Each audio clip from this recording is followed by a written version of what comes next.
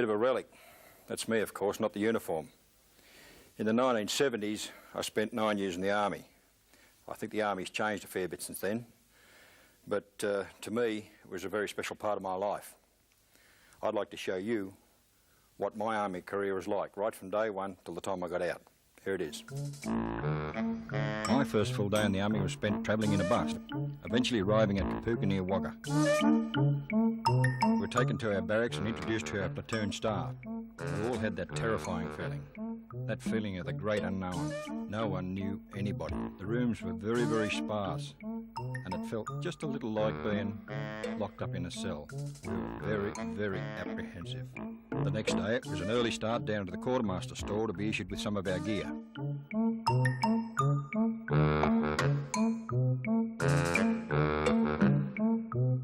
We all thought it was unbelievable the amount of stuff we were given, but that wasn't the half of it. There was a lot more to come yet.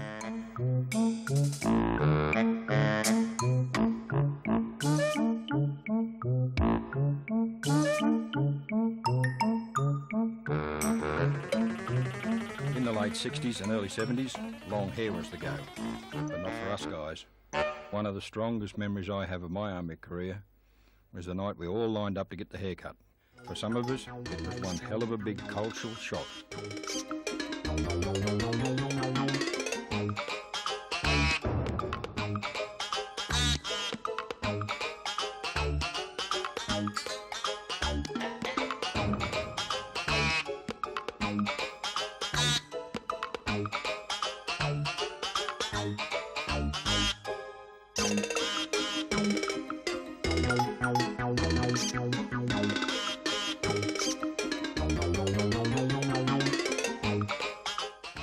In my case, the day before I joined the Army, I got a haircut from my local barber and asked him to cut it short enough to meet Army requirements. When I arrived at Watson's Bay, they cut it again.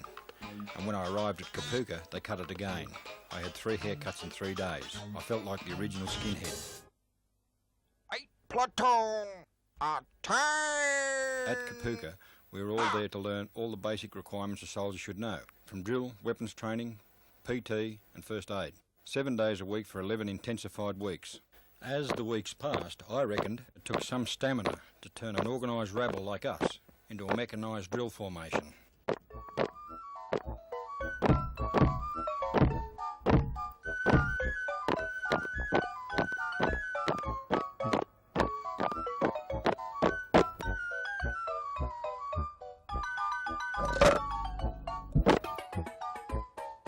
Huh? Struth? What are they doing?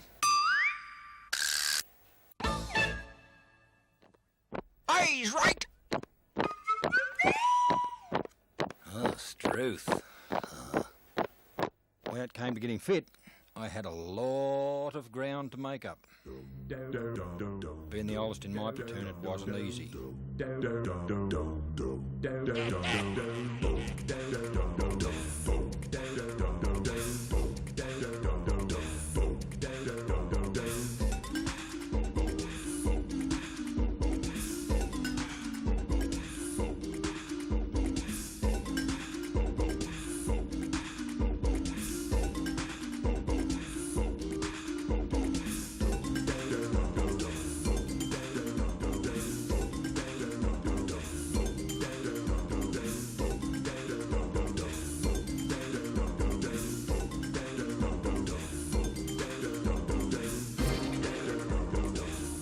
At the end of the day, after finishing workouts like this, I went back to the barracks and plastered myself with goanna oil. So much so my whole body would be burning, but it was better than the aches and the pains.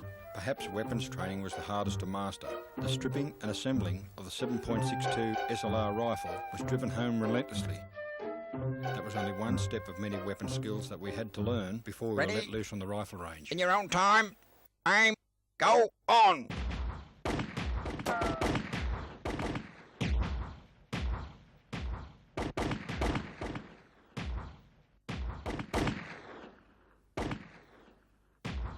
Some of the city guys took a long time to learn how to fire the rifle properly.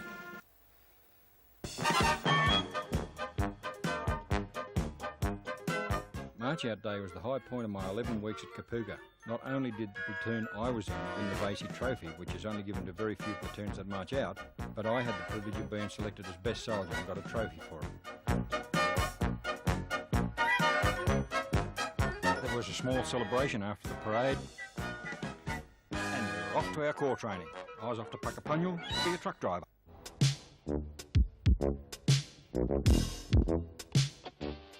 The driving course started with the simple things, like reversing a Land Rover using mirrors in between drums. But as the course progressed, things got a lot more difficult, because anyone that knows that owns a caravan, reversing trailers and caravans is a real test of skill and takes a lot more time to master. But when we graduated to the bigger toys, there was no holding us back.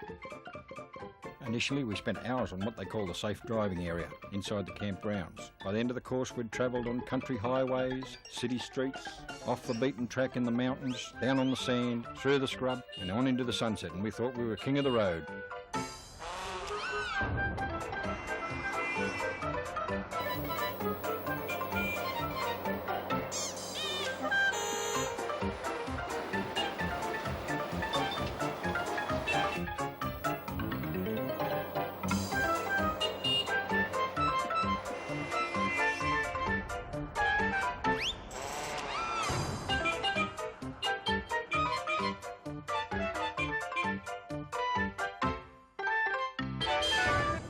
All parade service and field stat. Carry on. Check the water and oil. Now to check the fuel. Gee, it's dark in here. Better get a light.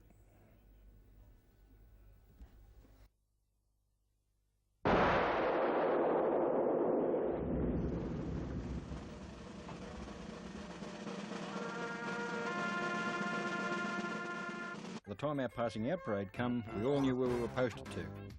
I was posted to one company, which later became one transport squadron in Holsworthy. This was a very important day for us.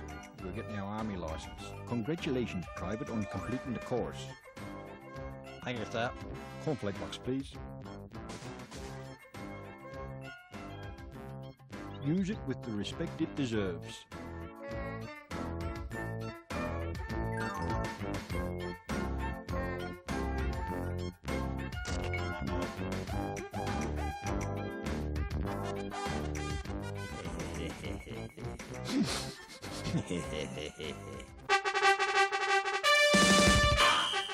As soon as I arrived at the new unit, we were off on a tactical exercise, and it didn't take long to find out that the older guys of the unit had an easy life.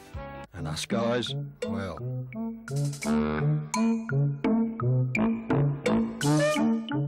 It was very easy to see which were the new guys and which were the older guys. It wasn't long before the exercise was hotting up, and so were the hot showers for the older guys. But us new guys that just marched in, reports soon filtered back to us that the whole of the Australian Army was on the move.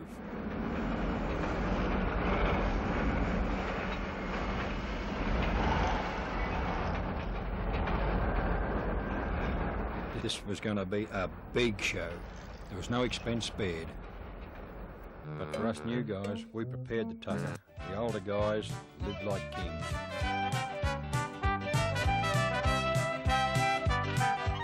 It seemed to us they were just on holidays.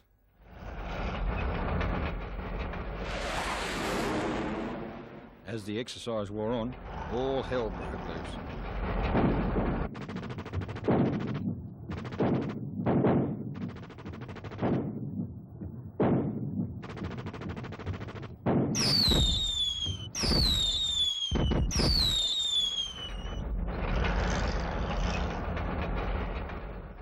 When they thought we'd done enough time pearling spuds, they told us we were going to be real soldiers. We had to do the hard work, mop up, seek out the last of the enemies.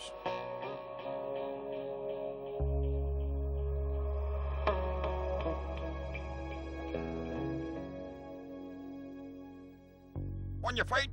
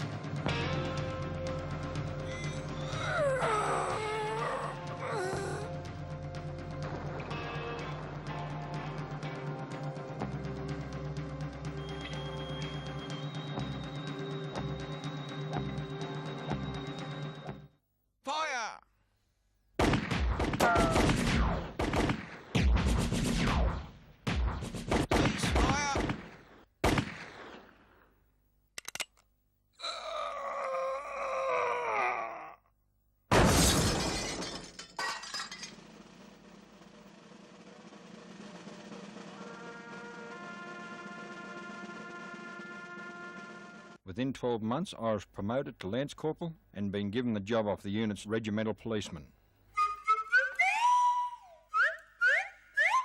I was now one of the older guys. Yeah! There was a whole bunch of new guys that got all the dirty work. Yeah. No. Yeah. And in the transport unit, much of the dirty work was recovery of vehicles, usually stuck in lots of mud.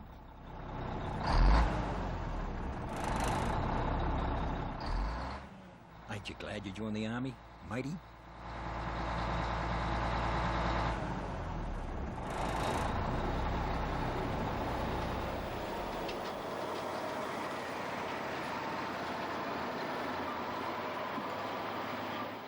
For me, things were looking up.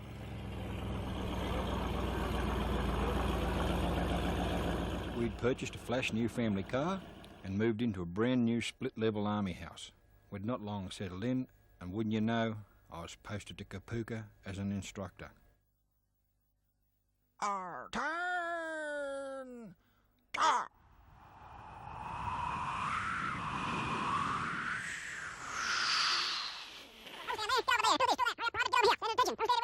I was now promoted to full corporal, and the power I had over recruits was awesome. Eyes left!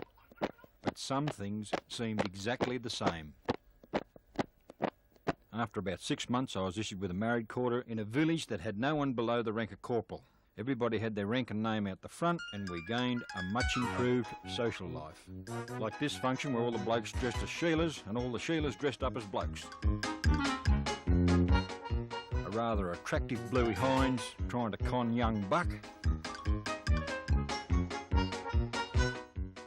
Bob Bradley's missus and my missus, who looks a little like Charlie Chaplin. And would you believe, this is a shot of me.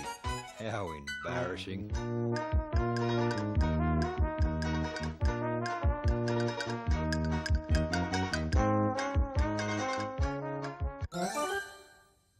When we would take the troopies scrub, us instructors would have it pretty good.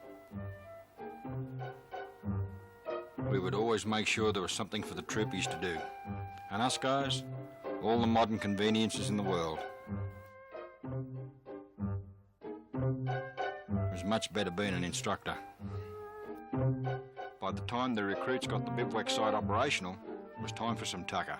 And as an instructor, you would learn all the little nitty know-hows of how to get a good meal out of a ration pack. Mum at home would be envious. Near the end of their training, by dawn would get them out of bed, ready for their most physical endurance test yet. 20 mile to go with lots of obstacles in the way. If they passed this, they'd most likely march out and get beyond recruit status.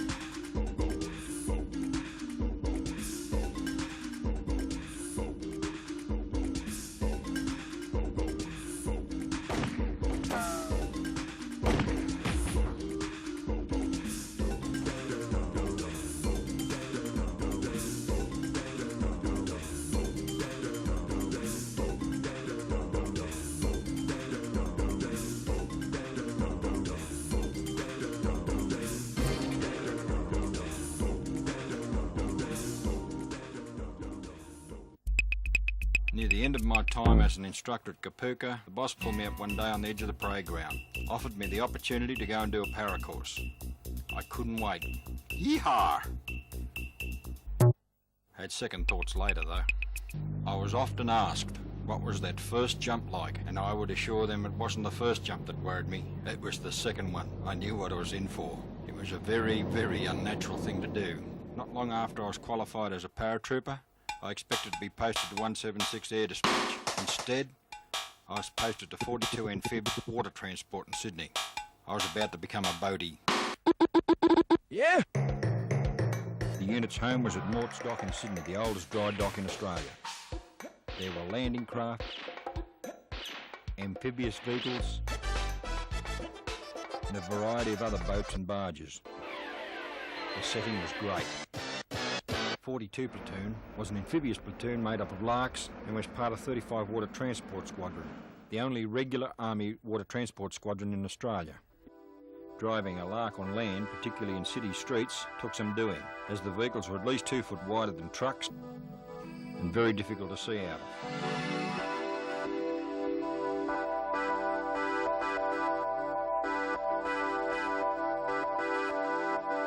But in the water, I just couldn't believe we were being paid for this job. It was tops.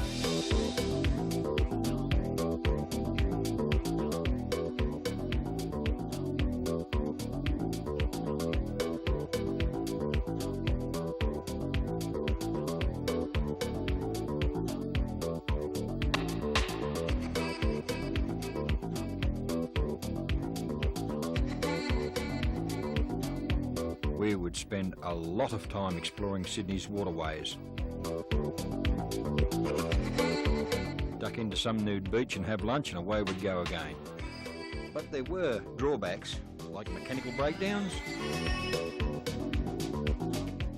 and the rather cramped conditions below deck. In water transport, we used to have a hoot of a time when it came to shooting practice. Yeehaw! We joined the Navy for a day. They'd take us 10 or 20 nautical miles out to sea, drop a 44 in the ocean, and we'd try to blast the hell out of it with a 50 cal machine gun. Usually after a full day's practice, there'd be very few holes in the drum. But boy, we had some fun. Things were going really well. I was promoted troop sergeant after about 6 months. Military exercises would take us to all sorts of exotic coastal locations. The landing craft would travel by sea to the exercise area, while the Larks, stripped down like sports cars, would take a train trip. Unloading them from the freight cars emphasised the fact that these vehicles had no suspension. They relied entirely on low air pressure in their big balloon tyres to give them a smooth ride. Whilst their air pressures were very low, they were still required to perform all duties a truck would perform. Basically, the vehicles would be used from ship-to-shore transfers or vice versa. 10 Terminal Regiment would load them up, and away we would go.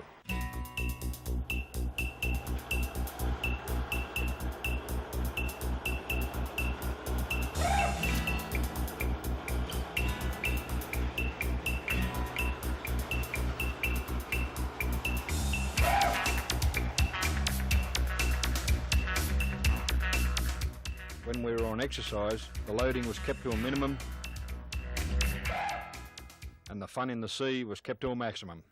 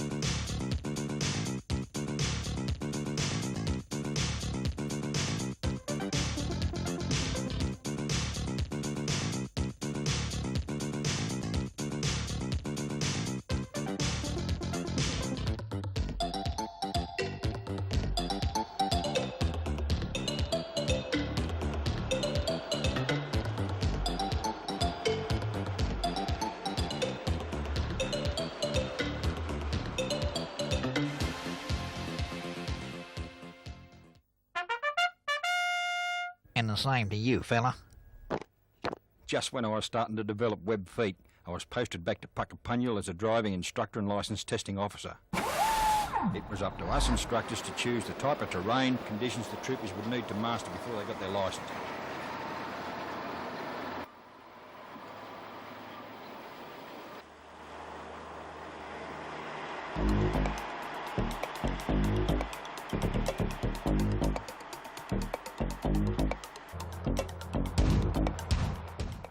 When we wanted a coffee break, we'd give the diggers some stress relief, let them unwind, and we'd hit the road again.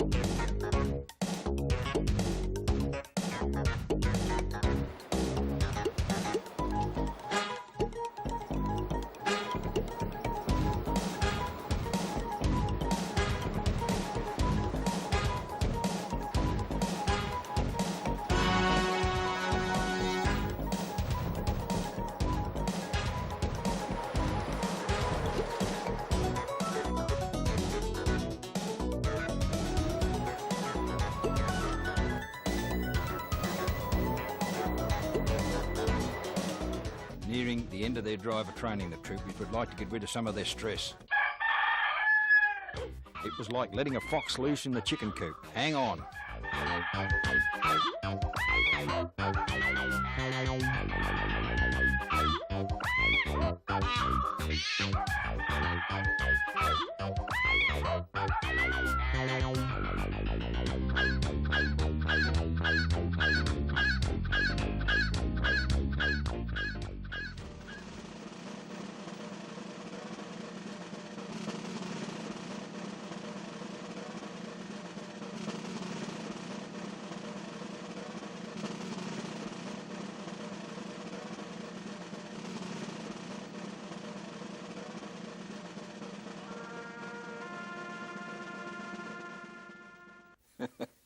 Bit of a laugh.